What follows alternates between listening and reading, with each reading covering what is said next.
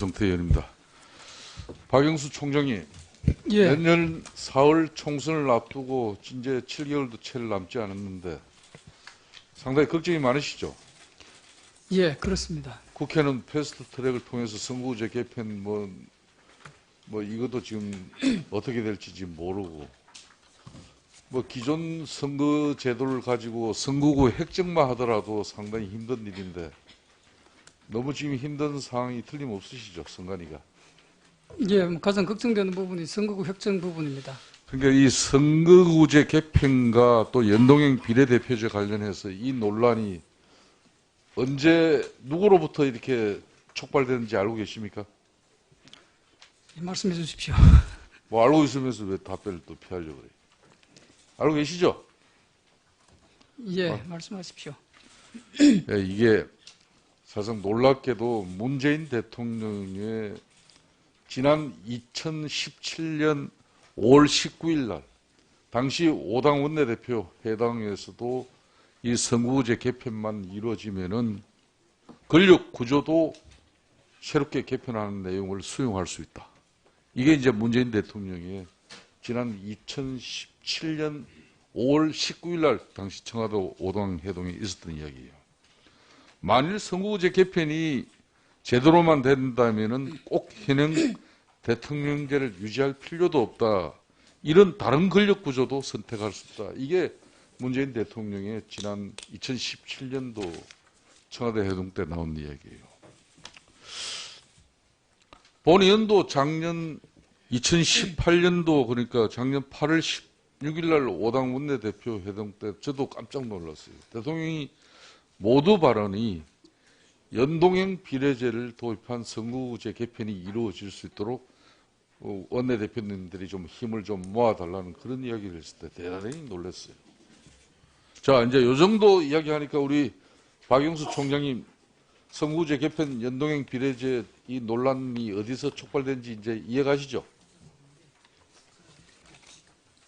예, 예, 말씀하십시오. 자, 요 근래 이 연동형 비례대표 제도와 관련해서 선관위가 이와 관련한 내용을 또 검토한 내용을 청와대나 또 총리실 이렇게 보고한 적이 없습니까? 예, 없습니다.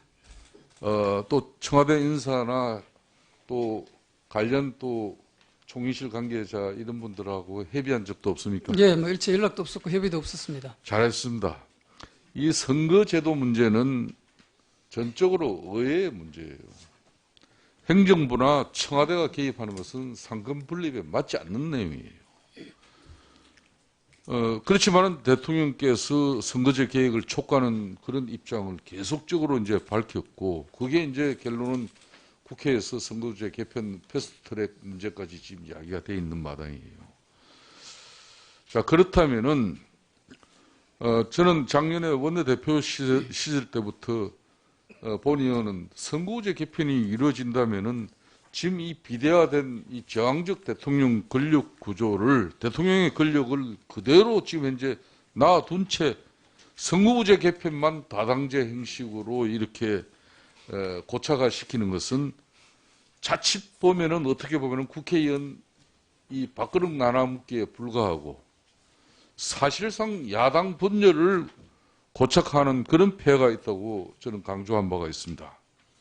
이 다당제가 제도적으로 안착하기 위해서는 국회를 무시하고 패싱하는 그런 문재인 정권과 같은 대통령 중심의 독단과 패권이 아니라 국회 중심의 연정과 협치가 반드시 전제되어야 한다는 것입니다.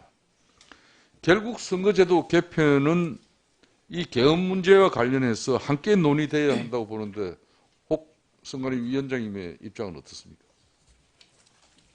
예, 저희는 그 부분에 대해서는 뚜렷한 입장은 없습니다. 만일 지금 현재 국회에서 패스트트랙에 태워진 이 선거구제 개편 내용대로 선거제가 개편된다면은 지금 현재 지역구는 28개를 줄여야 하는 현상이죠. 그렇습니다. 사실상 28개의 지역구를 없애려고 그러면은 다른 인근 선거구에 얼마만한 선거구 획정을 다시 조정하면은 어느 정도 인근 선거구가 영향을 받게 됩니까? 정확한 거는 모르겠습니다만은 어쨌든 28개를 줄이려면 그 몇 배의 선거구가 같이 조정돼야 될 거라고 예상은 합니다. 몇 배는 대략 한 3배입니까? 제가 알기로는 예, 한 서너 배 정도 중앙선거위에서는 이렇게. 좀 뭐 예. 시뮬레이션도 된 그 지금 선거구 재획정 조정과 관련한 좀 내용을 좀 검토를 한 게 있다고 알고 있는데. 저도 뭐 획정위 내부에서 지금 이루어지고 있는 사항을 그때그때 보고를 받고 있지 않습니다. 획정위가 독립된 기관으로 지금 운영되고 있기 때문에 제가 현재로서는 정확하게 시뮬레이션 된 내용을 본 바가 없습니다. 근데 계략적으로 저희 경험상 한 뭐 의원님 말씀대로 한 서너 배 이상의 선거구 같이 조정돼야 되고 더 한 28개를 줄이려면은 서너 배 정도 이상의 선거구가 다시 함께 조정이 이루어질 수밖에 없다는 얘기죠. 예, 그렇습니다. 예. 상당히 신중한 이 선거제 개편이 이루어져야 되는 문제가 바로 이런 문제입니다.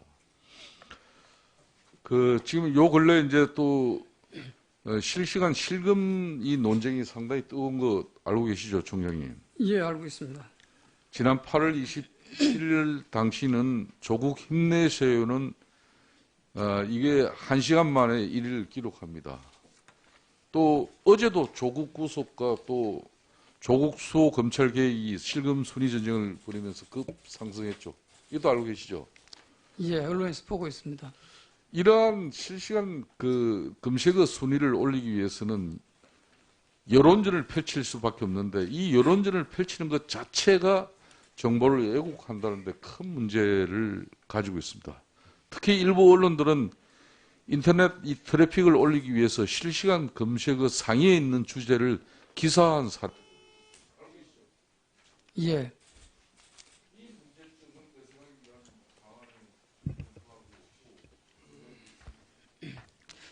그 부분이 실금 문제가 저희 아직까지는 뭐 선거와 직접 관련된 사항들이 아니라서 저희들이 그 부분을 제도적으로 개선하거나 또 내부적 문제점을 바로잡기 위한 논의를 해본 적은 없습니다. 다만 그런 의원님 말씀하시는 그런 문제점에 대해서는 같은 생각을 가지고 있습니다.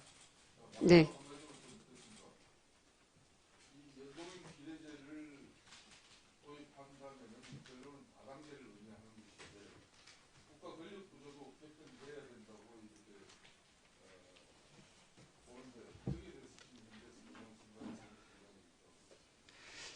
죄송합니다. 그 부분은 저희가 답변 드리기가 적절치 않아서 네. 예, 답변을 안 드리겠습니다. 예. 김성태 의원님 수고하십니다. 다음은 존경한 조원진